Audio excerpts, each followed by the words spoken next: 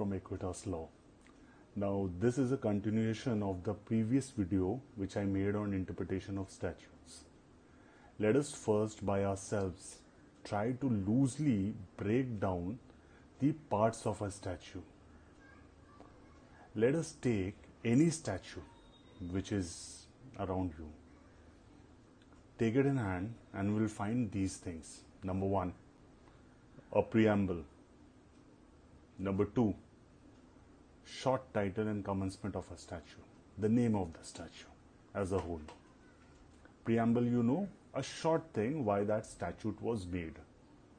Number 3, we'll find different definitions, the definitions which might include, or it's the only definition which a provision, a word will denote. 4 will be formation of any tribunal under a statute, if that statute creates a tribunal. 5, eligibility of the judges or members of such tribunal. It will obviously say who are competent to be the judges or members of those tribunals.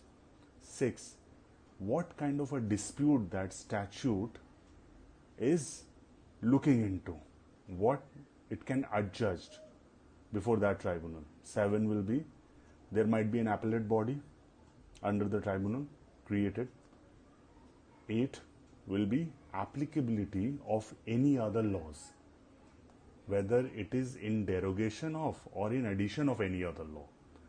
9 will be a repealing provision, whether there is a provision or a statute earlier in respect of the same premise. Normally, these are the parts of a statute, depending upon whether a particular statute is a codified one. Obviously, that has to be a codified statute, a written statute as we say. Codified statute, we know, are simply written laws, and uncodified statutes are usually laws which has devolved or developed through judgments, a judgment law.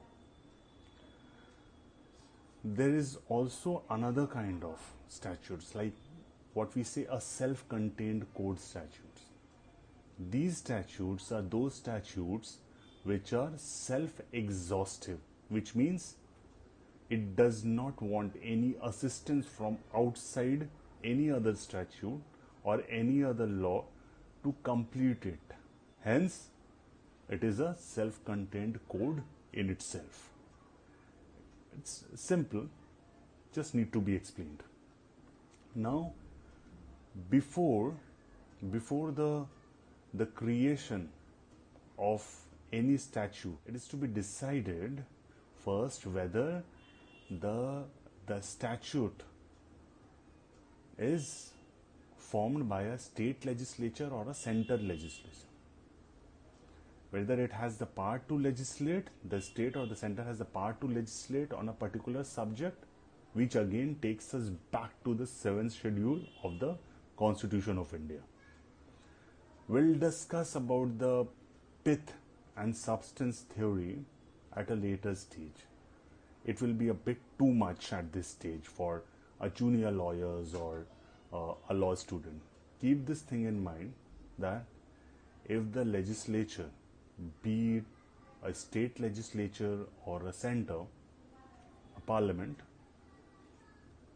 be it either the state or the center, whatever subject matter they want to legislate on, it should fall into their area of legislation.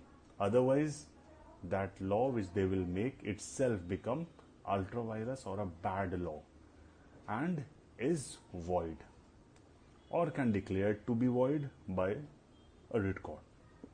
Now, however, as a junior advocate or a law student, you do not need to confuse yourself or entangle yourself with these kind of cutting edge know-how. It will come, but at a later stage we will learn about this. As mentioned above, if you try to read out a particular statute, keeping in mind the different parts, it will be much easier. It will be actually easier for you to memorize the entire structure of a statute, brick by brick. And all you need to do is go through it few times. Just go through the statute few times freely. Keep these structures in mind, it will be easier for you. There are principles of interpretation. I won't say a principle of interpretation, but there is a specific article in our constitution which is utilized at the time of interpreting a statute, which is Article 254 of our Constitution of India, which says if a central statute is in conflict with the state statute, then central statute, being a superior legislation, will always supersede the state statute. The state legislature should amend appropriately to avoid repugnancy of their statute. You may go through it under Article 254 of the Constitution of India to be sure about this. Just go through that. I'll try to copy it in the description below. So in our next video, I'll try to cover another aspect, though it will be an aspect of interpretation, but not as a series of this video, but we'll cover Article 13 of the Constitution of India and the kinds of legislation we have. I'll try to cover it all. We have in a descending order, and the strength of those legislation. We'll discuss this in our next video. Please like, share, comment and subscribe. Thank you.